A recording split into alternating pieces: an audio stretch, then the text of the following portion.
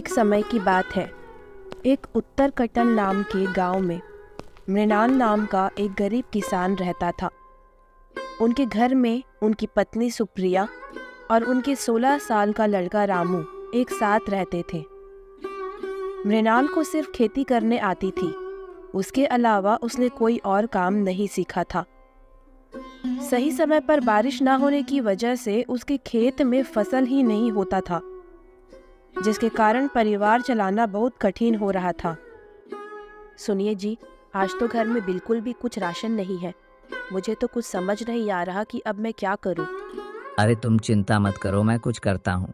बस इतना कह के मृणाल घर से चला जाता है। हे राम, ये कैसा समय आ गया है प्रभु।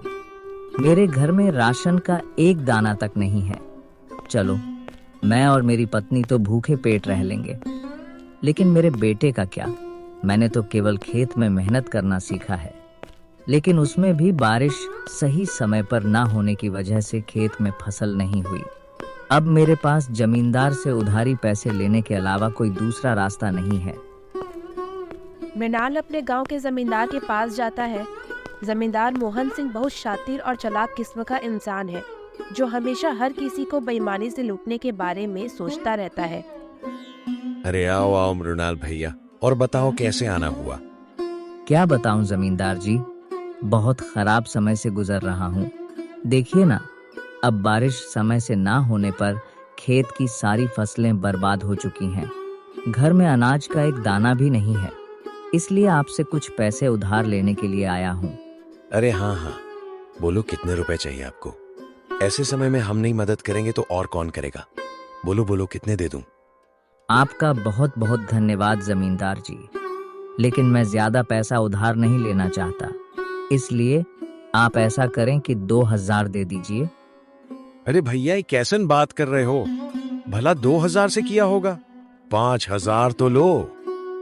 क्या पता आगे चल के कब बरसात होगी और कब समय बदले। जमींदार मन में सोचने लगता है, अरे ससुरा, तुम लोग इतना कम कम पैसा लोगे तो मैं कैसे कमाऊंगा। ज्यादा लोगे तभी है ना हमें ज्यादा ब्याज मिलेगा।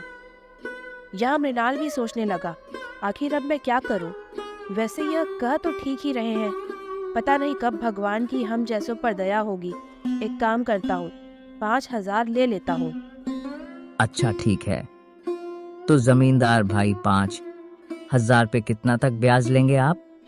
देखो भैया, 12% प्रति महीना ब्याज लेता हूँ, लेकिन आप तो अपने ही आदमी हैं, आपस में क्या धंधा करें। चलो आप 8% दे देना। हे भगवान, 8% प्रति महीना तो हमारे लिए बहुत ही ज्यादा ब्याज है। ले तो लेंगे, लेकिन चुकाएंगे कैसे? अगर नहीं लूंगा तो मेरा बेटा रामू भूखा ही रहेगा। चलो ले ही लेता हूँ, अगर भगवान की यही मर्जी है तो यही सही। अरे मृणाल भैया का हुआ क्या सोच रहे हैं?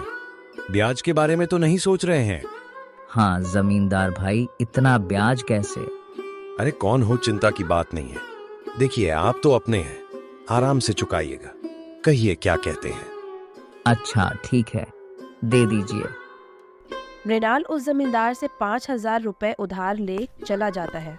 चलो अब जल्दी जल्दी बाजार से राशन और नकुल के लिए कुछ खाने को ले लेता हूँ, आज मेरा बेटा तो खुश हो जाएगा। मृणाल जल्दी बाजार से सामान लेके घर के लिए वापस हो जाता है।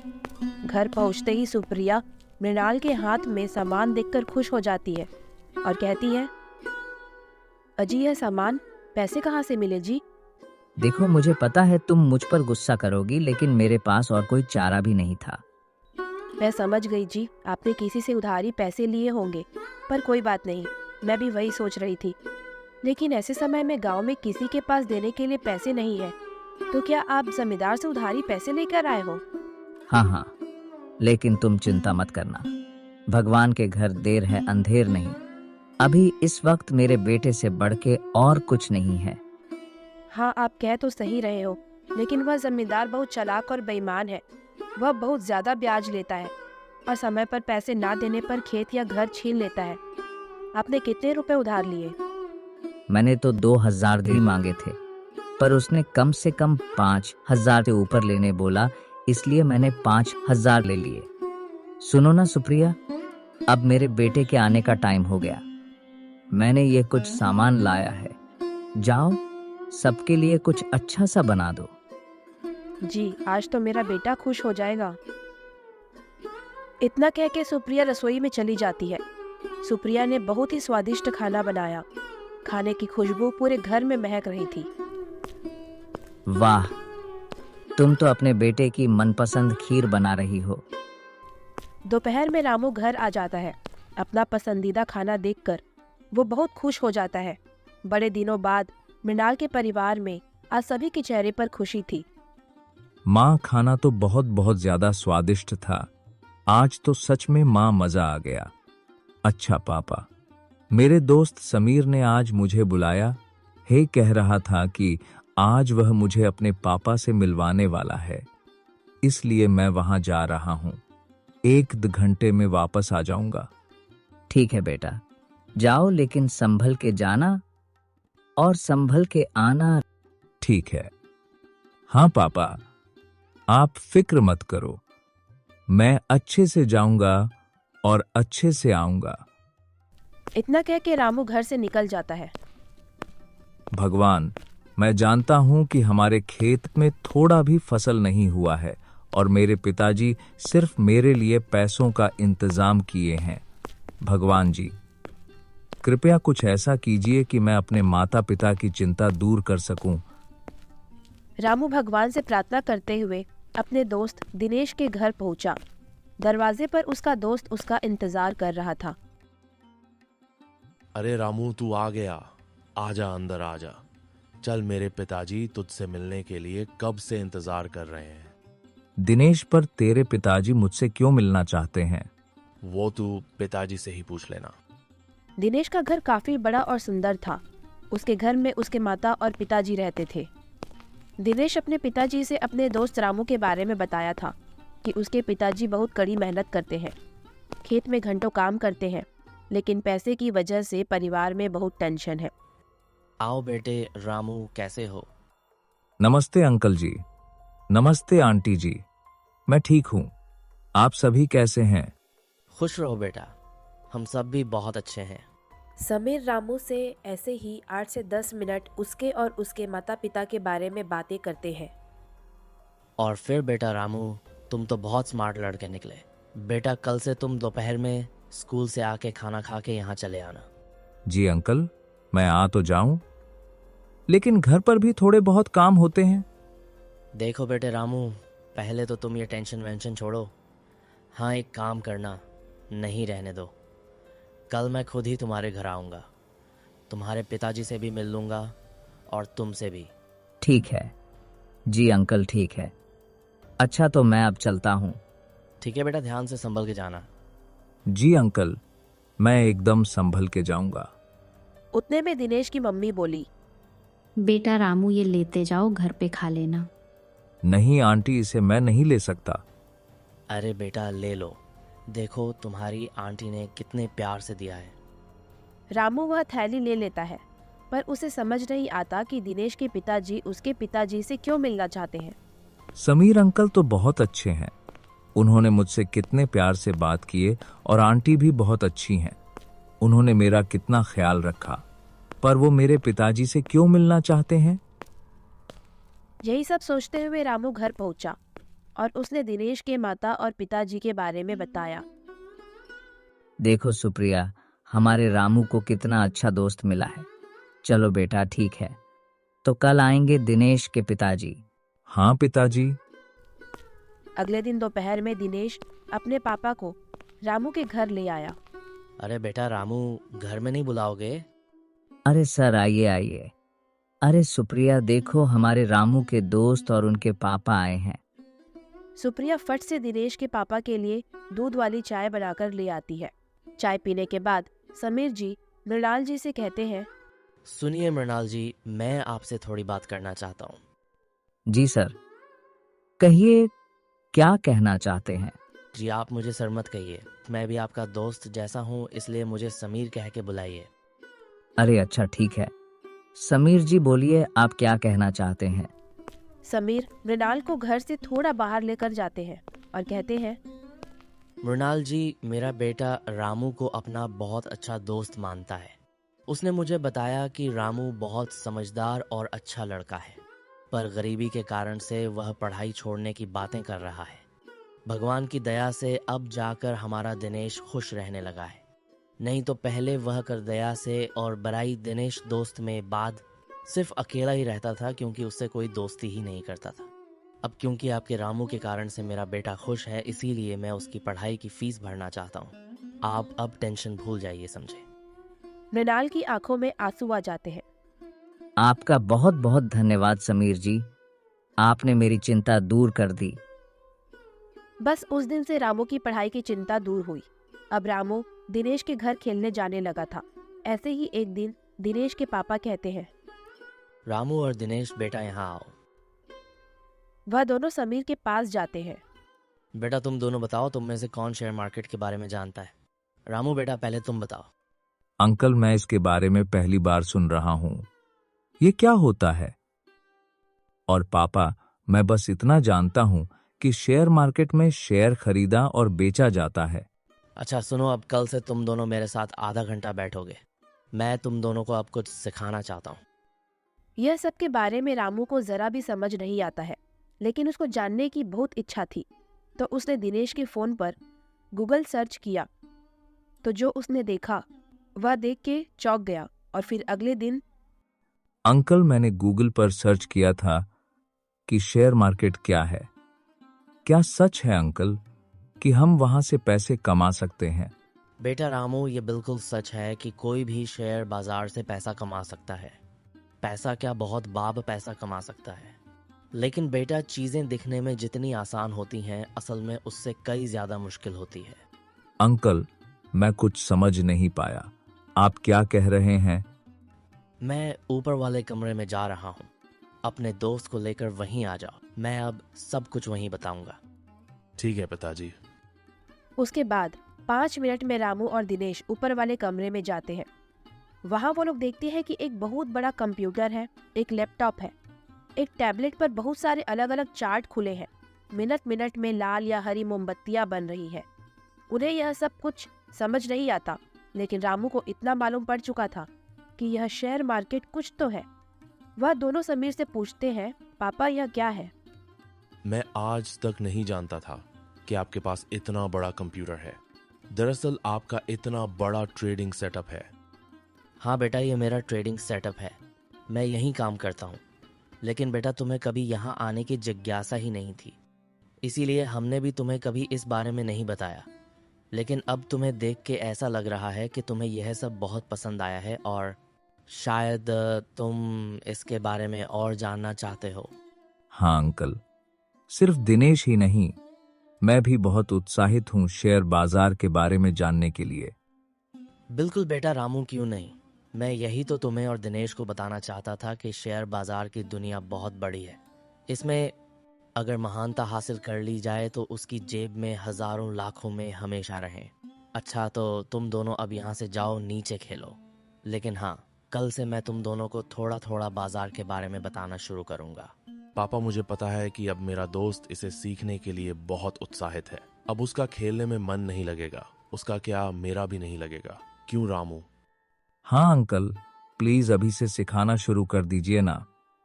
वैसे भी अभी कोई जरूरी काम नहीं है तो हम फ्री ही हैं। बच्चों के अंदर की यह जिज्ञासा देखकर समीर मन ही मन खुश हो जाते हैं। लेकिन बेटा, इसे सिखाने के लिए मुझे सोचना पड़ेगा कि शुरुआत कैसे और कहाँ से करूं। इसलिए शुरुआत तो कल से ही होगी।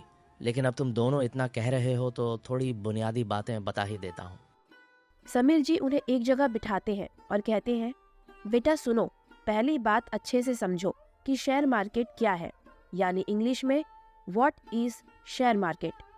तो यह एक इंटरनेट पर ऐसा जगह होता है जहां दुनिया के हजारों लाखों कंपनियां एक जगह पर रजिस्टर होती है। यह सभी कैटेगरीज की कंपनियां होती है, टेक्नोलॉजी से लेके बैंक तक। यहाँ पर सामान को जैसे कमोडिटी कहते हैं, जिनमें गोल्ड, सिल्वर, क्रूड ऑयल और भी चीजें होती हैं। बस उस दिन समीर जी, दिनेश और रामू को बस यही कुछ बेसिक बातें बताते हैं। लेकिन रामू रात में भी स्टॉक मार्केट के बारे में सोचने से खुद को रोक नहीं पाता। वो हमेशा सोचते रहता है कि हे भगवान, आपका और समीर चाचा का लाख लाख धन्यवाद। आखिरकार मुझे एक ऐसा चीज पता चल गया जहां से मैं अपने परिवार को इस गरीबी से बाहर निकाल सकता हूं। मैं अपनी जी जान लगा दूंगा इसे सीखने में। बस आप मेरा साथ मत छोड़िएगा। घर के एक कोने से रामू की माँ सुप्रिया देखती है और वह रामू की पापा से जाकर कहती है, अजी सुनिए, हाँ, क्या हुआ? क्या बात है? आज हमारा रामू कुछ परेशान सा नहीं लग रहा। देखिए न कब से करवटें बदल रहा है। हाँ, तुम ठीक कहती हो। चलो जाके पूछते हैं।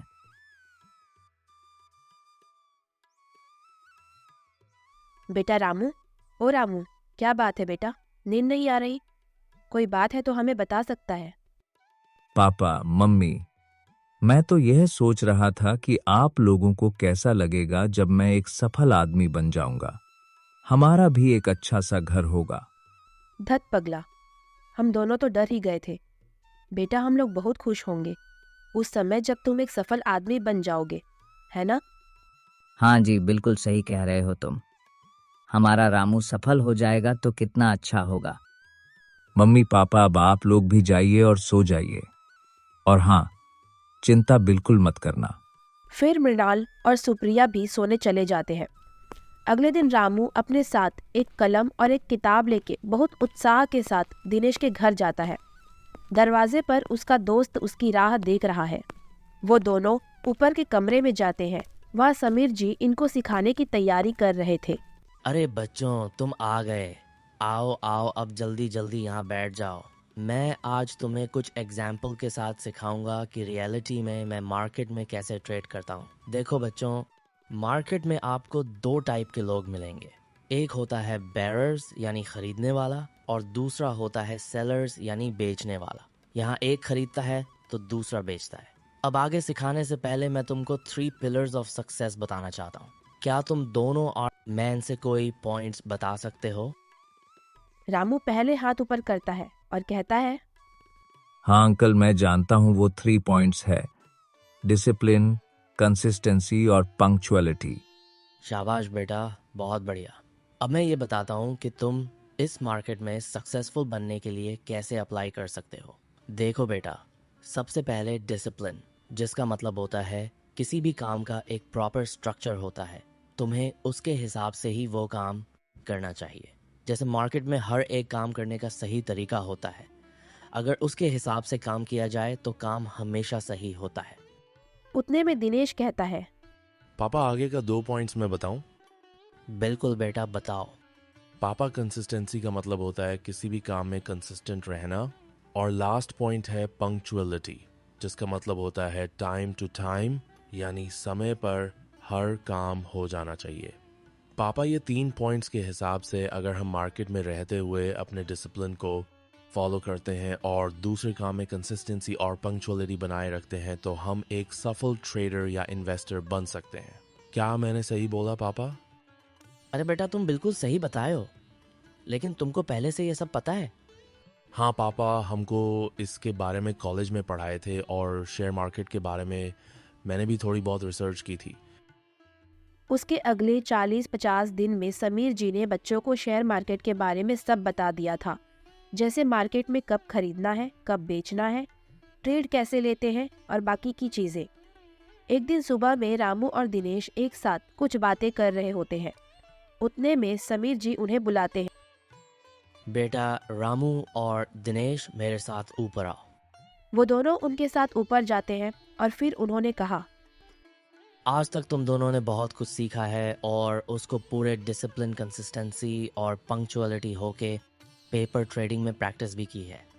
अब बारी है रियल पैसे से ये सब करना।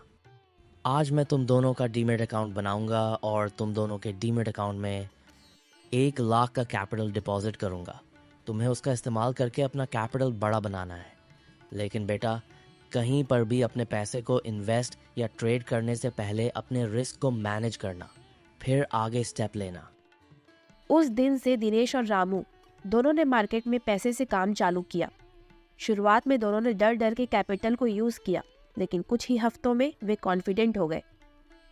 अब वह दोनों धीरे धीरे छोटे छोटे प्रॉफिट्स बुक करने शुरू कर दिए। लेकिन एक दिन यार ये पेनी स्टॉक में पैसा इन्वेस्ट करूं या नहीं? सिर्फ 2 का 1 शेयर है। मैं आराम से 50,000 शेयर खरीद सकता हूं।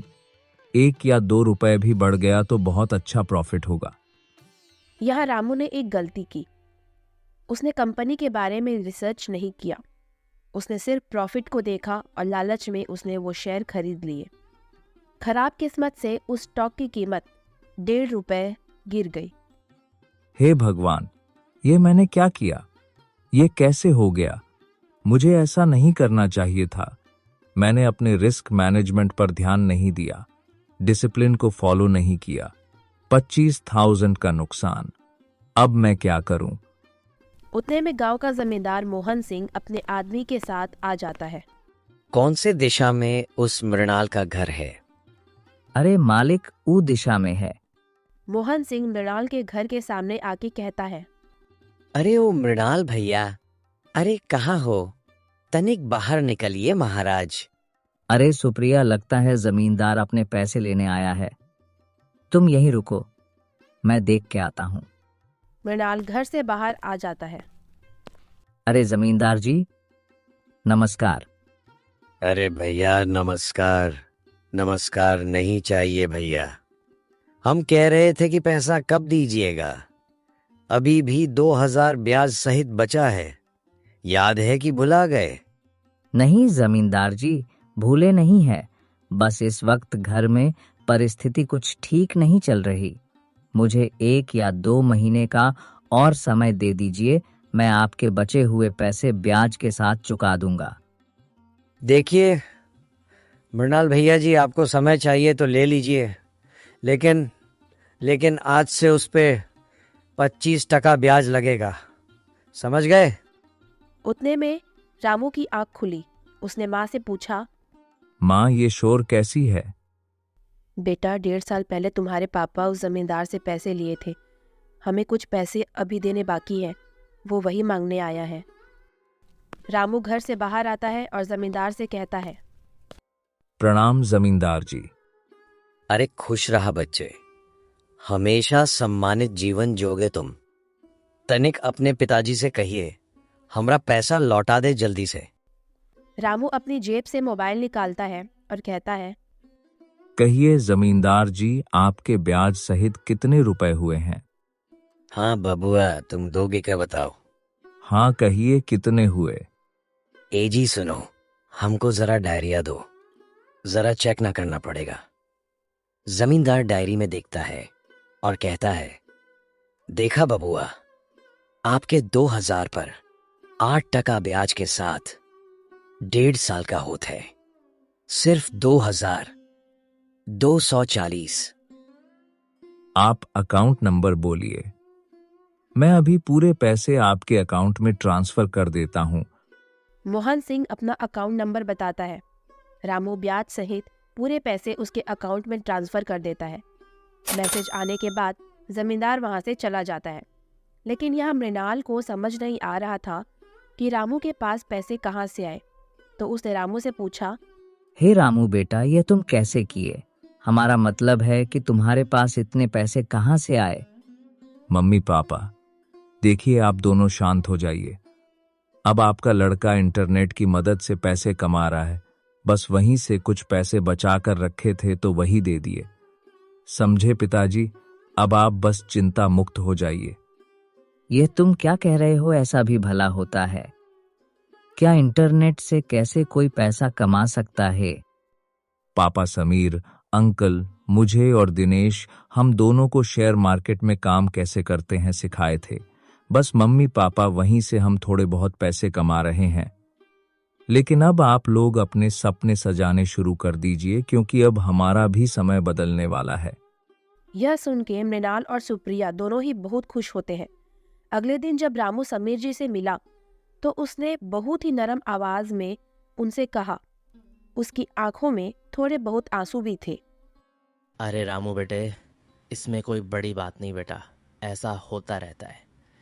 लेकिन जब तुम अपने आप पर कंट्रोल रखोगे, वो 3 पॉइंट्स को जितना फॉलो करोगे तुमसे, ये सभी गलतियां उतनी ही कम होंगी और तुम्हारा पोर्टफोलियो उतना ही बड़ा होगा, समझे ना बेटा। इसीलिए अब ये सब भूल जाओ, ठीक है? और जितने पैसे बचे हैं उतने से ही फिर शुरुआत करो। ऐसा सुनने के बाद रामू को थोड़ा अच्छा लगता है और वह उस दिन से कहीं भी अपने पैसे को इन्वेस्ट या ट्रेड करने से पहले बहुत अच्छी तरह से सोचता है। ऐसे करते करते 5 महीने बीत जाते हैं। अब दिनेश का 1 लाख अब 9 लाख और रामू का 1 लाख 6.5 लाख बन चुके थे। एक दिन रात में रामू ऐसे ही न्यूज़ पढ़ रहा था, तभी उसने एक बिटकॉइन के बारे में आर्टिकल पढ़ा और फिर वह सोचने लगता है, यह आर्टिकल पढ़ने के बाद मार्केट में बिटकॉइन का दाम गिरेगा और बहुत से लोग जिनके पास पहले से बिटकॉइन होंगे वह बेचेंगे, जिसके कारण से बिटकॉइन का वैल्यू बहुत कम हो जाएगा। अभी एक बिटकॉइन का वैल्यू 15 शून्य है। चलो जैसा होगा हम उस हिसाब से रिस्क को मैनेज करते हुए काम करेंगे। चलो अभी सो जाता हूं। अगले दिन सुबह में, सुनो माँ, मैं दिनेश के यहाँ जा रहा हूँ। सुनो बेटा, वही टेबल पर मैंने खीर डब्बे में पैक करके रखे हैं, अपने दोस्त के लिए लेते जाना। जी मम्मी, मैं ले जा रहा हूँ। और हाँ, संभल के जाऊंगा और संभल के वापस आ जाऊंगा।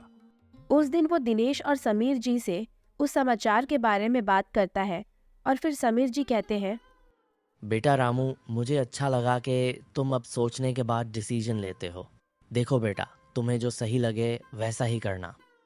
उसी दिन शाम को यह न्यूज़ का असर मार्केट पर दिखने लगता है।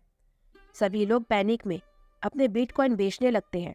रात में करीब 10 बजे के आसपास उसकी कीमत 68% से गिर गई। अब एक बिटकॉइन की कीमत 6,240 रुपए थी।